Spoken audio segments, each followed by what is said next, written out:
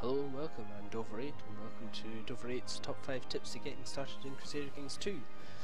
I absolutely love playing Crusader Kings 2, as you'll see from a few of my videos, and with the recent free-to-play offer on Steam, I'm thinking there'd be a lot of new players. We're wondering how on earth to actually play this game. So we're going to jump right in and get to the top 5 tips. This guide's also over on Camden Tom written down. If you want to head over there and read it, the link is in the description. Okay, so in the base game you don't get to start before 1066. We go ahead and pick 1066 start date, and then don't really want to. These are all the kind of big players in the game, but we're going to go custom game setup.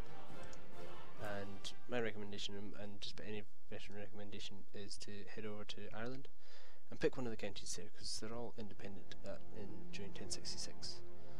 So you want someone who's not too old. He'll do. It's 34, it's not too bad. The good thing about being over in Ireland is you can quite easily start to conquer your neighbours and work your way up to becoming King of Ireland without the pressure of anybody else kind of invading. So we'll go ahead and hit play. Okay, so the most important part about Crusader Kings 2 is that you don't play as a county, a country, a nation, or any one person. You're playing as an entire dynasty, and that is the most important part of the game, is your family, your lineage. When your character dies, you take over as your heir. So you need to make sure that you always have an heir in place. Starting this game, we've got 2 notifications here: ruler unmarried and pick an ambition. Ruler unmarried, that's the important one that we need to get to. Fortunately, this character has actually had a son. Somehow, has no mother. Don't know what's going on there. But normally, the first thing you want to do is pick yourself a wife. You'll see here that every player in the game has attributes, and the wife that you pick, her attributes, half of them will contribute to your state attributes. So you want to pick a wife with good attributes, but at the same time, you can also get a nice wee alliance with the King of Norway.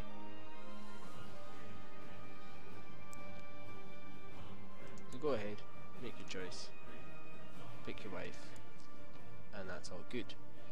If this character didn't have a son, then after getting married, the first and most important thing to do would be to pick the ambition to have a child and secure yourself that lineage. But we're already safe here. Okay, so now that you've got yourself married and possibly had a child already, your lineage is safe, your dynasty is safe, and your game will continue if your character decides to off it. So, what's next? How about we try and improve our realm size for future generations? Now in Crusader Kings 2, in order to go to war, you have to have a good cause, a casus belli. As you play out the game, you'll find there are many ways to gain a casus belli, but at this early stage there's only one way to do it. You've got a council, you have a chancellor, and one of his options is to fabricate claims. Now you can send him off into any county and he will try and fabricate a claim for you. You can see that it's a 14.99% chance of it happening yearly. So we'll want to send him off, but the first thing to do is to switch to the map mode of de jure duchies. Zoom out a wee bit, and we can see that we are part of Ulster. This is our one, County of Tyrconnell. You can also come here, hit de jure, and you can see Duchy of Ulster. So we want to be focusing on the counties within Ulster first. So we'll come back in here and we'll just go with picking our neighbour. So get your chancellor, fabricate claims, and plonk him there. And off he goes. Now up to this point the game has been paused. At this point we're ready to go ahead and unpause it and let it run. And here we have it, our claim has arrived. It took almost 10 years, which is longer than it normally does, and funnily enough, the Earl of Tyrone actually fabricated a claim against me in the meantime, but he hasn't used it at least, so that's something. So it costs us a little bit of money to take the claim, but this is what we need in order to make our war, because if if we try to go to war just now, it says must have a valid casus belli to declare war. So what we do, we'll go ahead, use it, and now we do have a valid casus belli.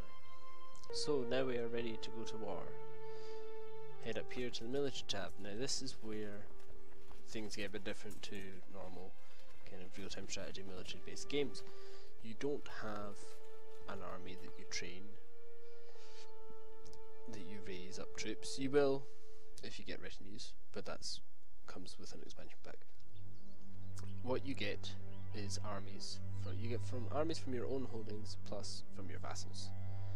Your vassals will only give you a certain percentage of what they can provide. Now hovering over, you'll find out exactly what that is. So our mayor can give us at the most 227 troops. Of this we're able to raise just under 60% due to his opinion being good, but our laws taking away 35%. And then it gives you a breakdown of exactly what troops he has available. For your own holdings, you can pay to upgrade certain buildings, which will give you extra troops. For example, militia training ground gives me 130 extra light infantry and an extra 60 archers. So now that we have our claim, we have our armies trained up, we are ready to go to war. You cannot declare war if you have raised your army, so first of all you need to declare a war. So we go ahead, declare war, our claim on Tyrion, and we are now at war. Fortunately for me, I happen to marry the daughter of the King of France. I can call him into my war, and it looks like he'll join, so we should definitely do that, as that will be a big help. Our enemy has raised his army of 1623. We will go ahead and raise ours of 1822. Not bad. So here's your military view. This lets you kind of adjust which armies are on the flanks. We can go ahead here and pick a new leader. Let's go ahead and pick our uncle. He's a slightly better leader than our priest. You see here, this is our morale, which is kind of low at the moment, as is our enemies. If our morale was good, we would want to jump on him right now, but we'll hold out until our morale raises. Whoa, I was about to say our troops' morale has raised and we'll go marching in. Just as I do that, our friend's allies decided to jump in and has ambushed us, which is not a good start. We'll let that play out. That's not gonna. Well, we might do okay. No, it's gone bad. It's gone horribly wrong.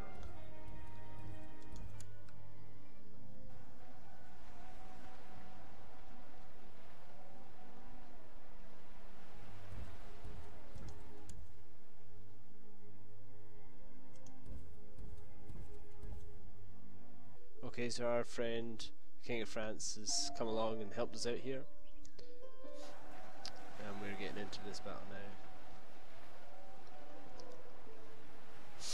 Okay, so we're just going to sit on this holding and siege it. Our good friend the King of France has gone off to kill that army, so that's nice. There we go, our province is safe now. So during war, you get this wee icon down here, shows you the war score, which is 66% in my favour currently. We'll open this up and you can see exactly why. If I go to offer peace now, he's not going to accept it. He's not losing yet, he says. It's only a matter of time though. You have three choices in war: is enforce demands, offer a white peace, which is basically a draw, nobody wins, or surrendering.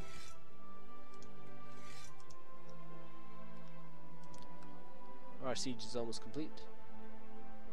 But this is just the top holding. He has a bishopric and another city underneath. It's the same as we do in our one. So we'll probably need to go ahead and assault those as well. Yeah, we see 96%. Not quite enough to enforce demands. Okay, so our siege of that holding is complete and we're now at 100%, so we can go ahead, offer peace, enforce demands. We gain his county, we gain prestige, and he loses prestige. Yep. Sold deal. We have usurped his title. And we won the war. And then you see our border has expanded. Okay, the war is now over, we can get rid of our troops. and go back to living peacefully. The King of France will just go home in his own time.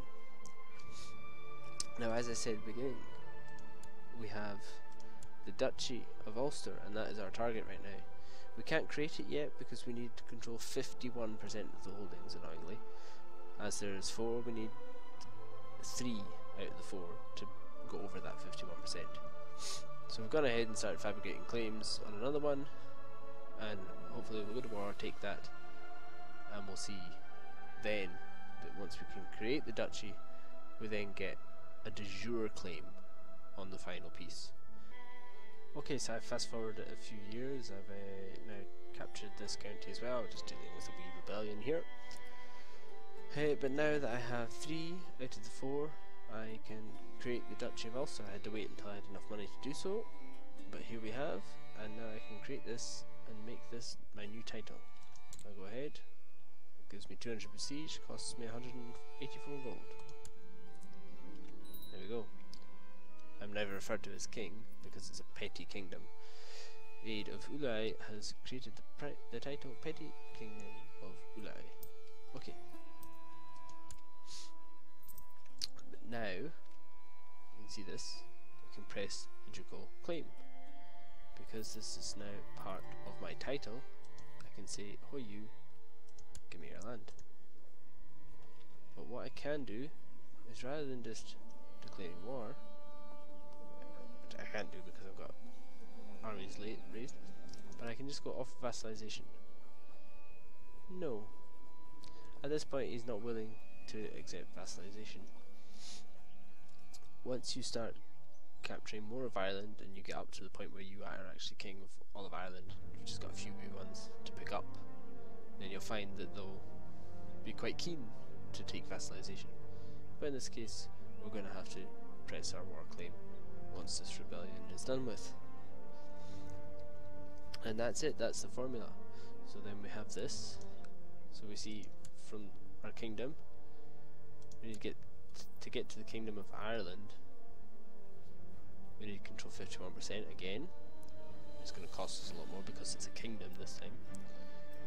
But yeah, if we get to the point where we control 51% of Ireland, so round about 7 of the 13 counties, we can declare ourselves as king, and you'll find that the rest, the other 6, will probably say, "Okay, you are now king, and join us."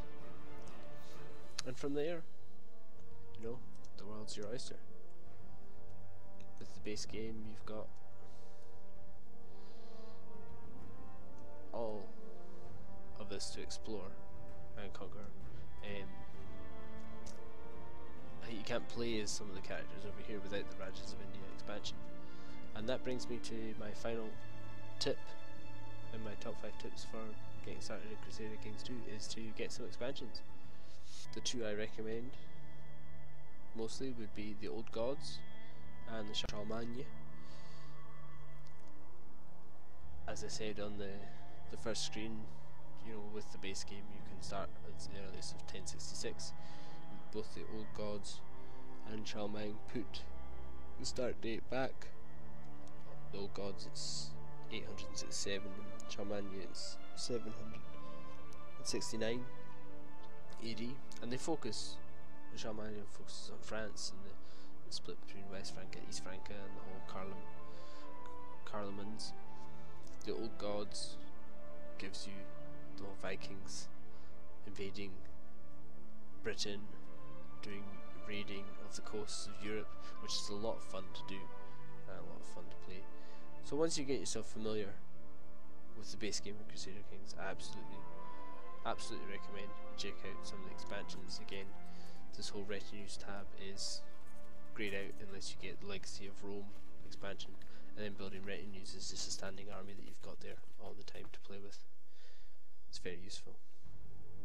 Well, thanks for watching my top 5 tips for Crusader Kings 2. Remember to go over to Camden Tom and check out the fully written article if you need any help, and have a look out for some of my playthrough videos. I think I'll go ahead and make an entire series based on a starting point from the north of Ireland as a kind of beginner's walkthrough guide.